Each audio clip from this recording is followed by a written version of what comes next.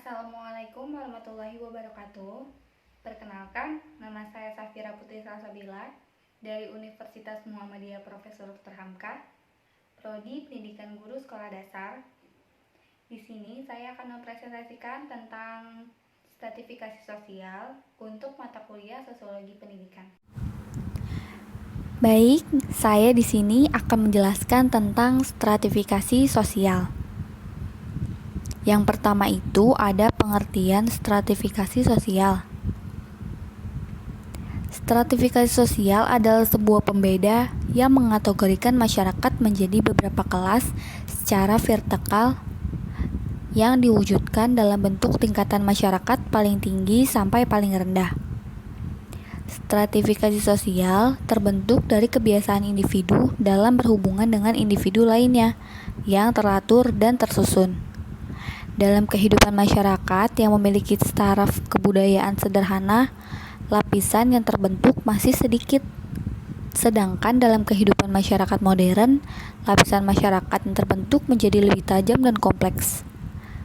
Secara mudah, stratifikasi sosial dapat diartikan sebagai suatu pembeda yang menggolongkan masyarakat ke dalam suatu lapisan hierarki. Stratifikasi sosial pada kenyataannya ternyata tingkat masyarakat adalah hal yang terjadi. Hal tersebut menjadi banyak orang yang semena-mena dengan orang yang dianggap memiliki tingkatan lebih rendah dibandingkan dengan dirinya. Hal tersebut dikenal dengan stratifikasi sosial, yang menurut sifatnya dibagi menjadi stratifikasi sosial terbuka dan stratifikasi sosial tertutup.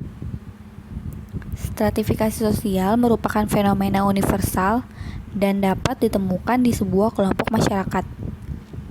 Stratifikasi sosial selalu berbentuk hierarki atau ranking baik antar kelompok maupun individu.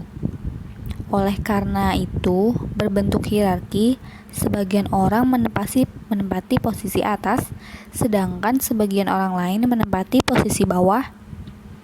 Kondisi ini disebut juga hierarki sosial. Jadi, hierarki sosial adalah nama lain dari stratifikasi sosial. Stratifikasi sosial dengan demikian adalah fenomena kelompok, grup atau masyarakat secara hierarkis. Studi sosiologi mengenai stratifikasi sosial berkonotasi dengan kesenjangan sosial, ketimpangan, dan ketidakmerataan distribusi sumber daya yang ada. Selanjutnya ada pendekatan sosial. Setidaknya terdapat dua pendekatan utama atau memahami stratifikasi sosial, yaitu pendekatan konflik dan pendekatan fungsional. Yang pertama itu ada pendekatan konflik. Pendekatan konflik diterapkan menggunakan teori konflik yang dicetus oleh Karl Marx. Menurut Marx, semua stratifikasi sosial dalam masyarakat tersusun atas dua kelompok besar, yaitu penguasa kelas atau a ruling class dan kelas pekerja atau a subject class. Majikan dan budak, penindas dan yang ditindas. Masing-masing kelas berusaha untuk memenuhi kepentingan sendiri sehingga menimbulkan konflik. Kelas penguasa memiliki kekuasaan atas faktor produksi. Kelas pekerja menjual tenaganya dan menjadi bagian dari proses produksi. Stratifikasi sosial dengan pendekatan ini sudah jelas. Kelas penguasa, majikan, penindas berada di atas, sedangkan pekerja, rakyat, dan kelompok yang ditindas berada di kelas bawah. Hubungan sosial kedua kelompok sosial tersebut bersifat konflik karena menurut keduanya menuntut kepentingannya masing-masing. Dengan pendekatan ini dapat dipahami bahwa stratifikasi atau perbedaan kelas adalah sumber konflik. Untuk mengatasi konflik perlu upaya mengurangi kesenjangan sosial antar kelas. Solusi ekstrim dari pendekatan ini bersifat utopis, yakni menghilangkan stratifikasi atau hierarki sosial di masyarakat. Selanjutnya ada pendekatan fungsionalis. Pendekatan fungsionalis terinspirasi oleh Emile Durkheim dan dielaborasikan secara sistematis oleh Talcott Parsons. Parsons percaya bahwa tatanan stabilitas kerjasama dalam masyarakat tercipta atas dasar kesepakatan bersama. Kesepakatan bersama tersebut berdiri atas apa yang terbaik dan bernilai bagi mereka secara keseluruhan.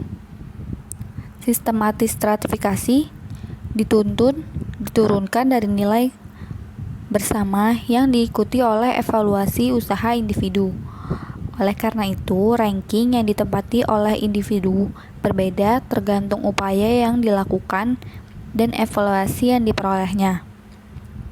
Namun, tetap saja perbedaan ranking tersebut berada dalam sebuah sistem sosial yang berbasis nilai kebersamaan. Talcott Parsons menilai setiap posisi sosial dari yang paling atas sampai yang paling bawah memiliki fungsinya masing-masing, yaitu mempertahankan fungsinya sistem sosial. Selanjutnya ada bentuk-bentuk stratifikasi sosial. Stratifikasi sosial dapat diklasifikasikan ke dalam 4 bentuk. Yang pertama ada perbudakan, feodalisme, kasta, dan kelas. Yang pertama itu ada perbudakan. Perbudakan merupakan bentuk paling ekstrim dari stratifikasi sosial. Dalam sistem perbudakan, individu bisa memiliki individu lain seperti properti. Karena statusnya sebagai properti, pengguna kekerasan diperbolehkan. Pemilik budak atau majikan berada di strata atas dan memiliki hak penuh atas budak yang dimilikinya. Budak berada di lapisan paling bawah, tidak memiliki kebebasan karena statusnya dimiliki. Yang kedua itu ada feodalisme. Sistem feodal terdiri dari 3 lapisan kelompok masyarakat dengan hak dan kewajiban yang jelas.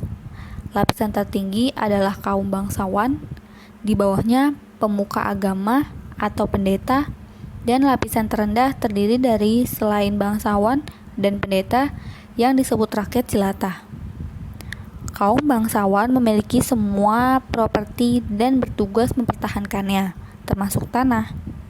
Pendeta mendoakan semua yang dimiliki oleh bangsawan, sedangkan rakyat jelata menyediakan makanan untuk semua.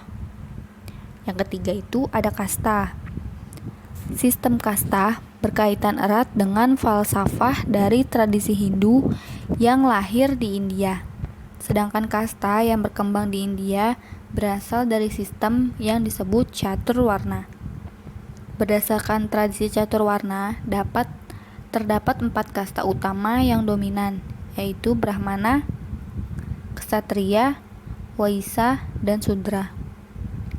Kasta dipertahankan berdasarkan garis keturunan keluarga. Kasta tertinggi yaitu Brahmana memiliki koneksi dengan dewa-dewa. Kasta merupakan sistem stratifikasi yang bersifat tertutup. Dan yang terakhir itu ada kelas. Sistem kelas merupakan stratifikasi sosial yang sifatnya terbuka. Individu bisa naik atau turun karena tergantung evaluasi dari masyarakat. Karl Marx didefinisikan posisi individu dalam kelas tergantung pada kepemilikan faktor produksi. Ockdom dan Nimkov mengatakan status sosial seseorang ditentukan di kelas mana ia berada. Selanjutnya ini ada beberapa contoh stratifikasi sosial. Terdapat banyak contoh dalam kehidupan sehari-hari yang memperlihatkan bahwa stratifikasi sosial adalah nyata. Dan ini ada beberapa contoh stratifikasi sosial yang terjadi. Yang pertama itu, seseorang yang memiliki tingkat ekonomi yang baik bisa menyekolahkan anak-anaknya hingga jenjang yang tinggi dibandingkan dengan orang yang perekonomiannya rendah. Yang kedua, itu walaupun memiliki pekerjaan yang sama, tetapi petani dapat digolongkan sebagai petani dengan lahan sendiri, petani penggarap dan penyewa, dan buruh tani. Yang ketiga, ada orang yang memiliki banyak uang bisa berobat ke rumah sakit dengan kualitas yang bagus. Berbeda dengan orang miskin yang hanya bisa berobat ke rumah sakit yang menerima pengajuan bantuan untuk orang miskin. Yang terakhir itu, di Bali, seorang bisa memperoleh sebuah posisi dan nama berdasarkan kastanya sejak dilahirkan. Oleh karena itu, seorang akan sulit untuk berpindah ke kasta lainnya. Orang yang berbeda dalam kasta tinggi akan sulit berubah menjadi kasta yang lebih rendah, kecuali seseorang melupakan sebuah kesalahan yang berat. Hal ini termasuk ke dalam stratifikasi sosial tertutup. Selanjutnya ada dampak stratifikasi sosial. Di sini ada dampak positif. Yang pertama, pemerataan pembangunan di setiap daerah yang semakin meningkat sebagai upaya untuk menghasilkan adanya kesenjangan sosial. Yang kedua itu, muncul sebuah kemauan dari individu dalam masyarakat untuk bersaing atau berpindah ke tingkatan yang lebih tinggi, sehingga individu lebih bekerja keras untuk menghasilkan sebuah prestasi. Nah, yang kedua ini ada dampak negatifnya. Yang pertama, konflik di antar kelas. Di masyarakat terdapat sebuah tingkatan sosial berdasarkan pendidikan, kekuasaan, dan kekayaan. Kelompok-kelompok tersebut dikenal sebagian kelas sosial. Jika terdapat sebuah perbedaan kepentingan di antara kelas sosial, maka konflik antar kelas akan muncul. Misalnya, demonstrasi yang dilakukan buruh untuk menuntut kewajiban dari perusahaan. Yang kedua itu ada konflik di antara kelompok sosial. Maksudnya itu, masyarakat yang majemuk dan beragam bisa menjadi latar belakang munculnya konflik sosial. Beberapa kelompok sosial terbentuk berdasarkan agama, ras, suku, ideologi, atau profesi. Hal tersebut bisa memunculkan keinginan untuk menguasai kelompok sosial lainnya yang dilakukan dengan cara pemaksaan yang mengakibatkan konflik sosial. Nah, yang terakhir ada konflik antar generasi. Maksudnya itu, konflik ini bisa terjadi apabila generasi tua yang berusaha untuk mempertahankan adat serta nilai yang sudah lama berlaku dengan generasi muda yang ingin melakukan perubahan yang dilakukan secara modern. Misalnya, hilangnya sopan santun atau tidak digunakannya musyawarah sebagai cara untuk mengambil keputusan. Selanjutnya ada fungsi stratifikasi sosial.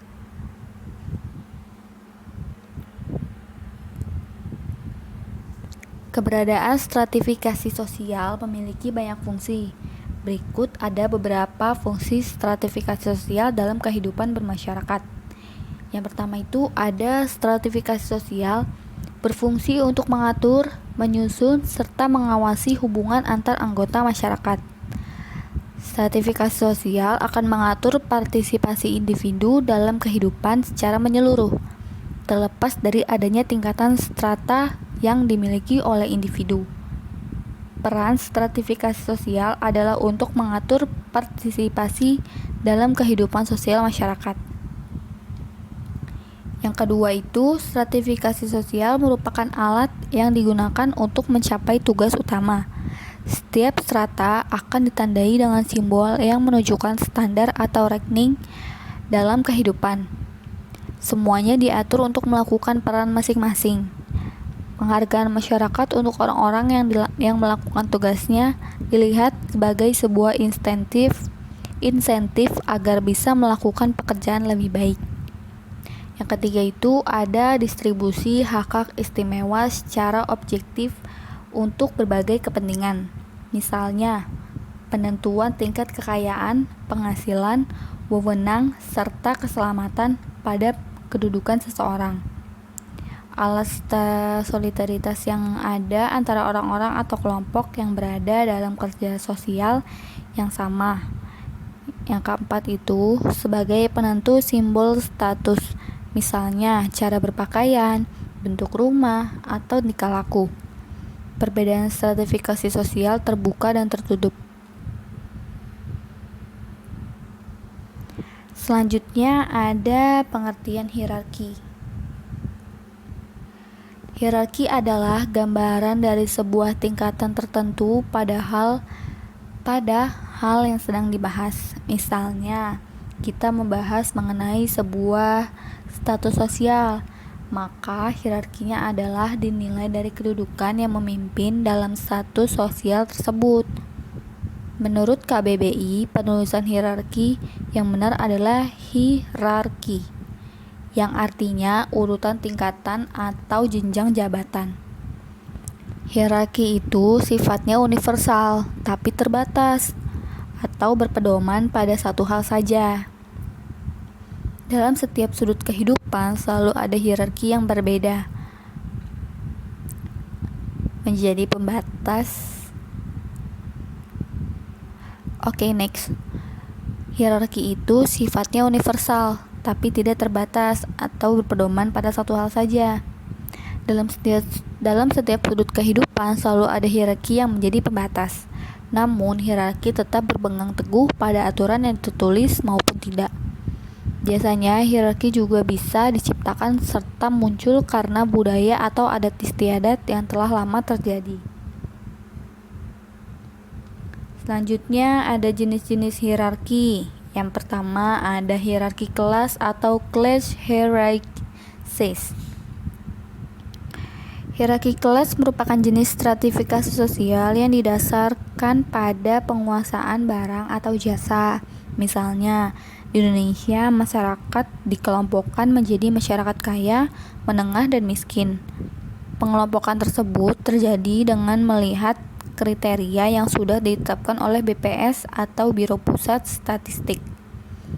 Tiap tahun, BPS akan mengeluarkan batasan perbedaan pendapatan per kapita per tahun yang dibedakan berdasarkan wilayahnya.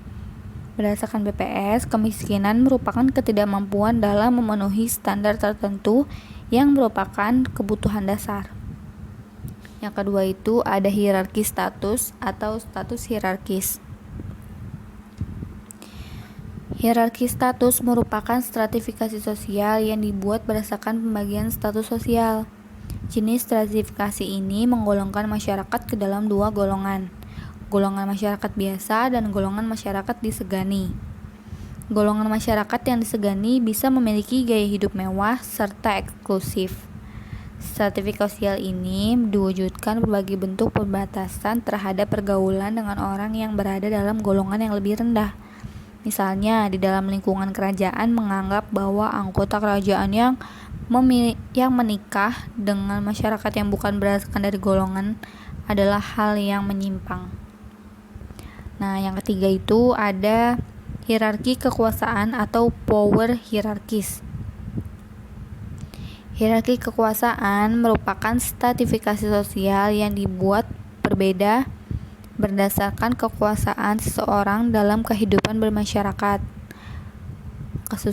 Kesuksesan tersebut merupakan kemampuan yang dimiliki untuk mempengaruhi masyarakat dan mempengaruhi perbuatan sebuah keputusan dalam kehidupan bermasyarakat.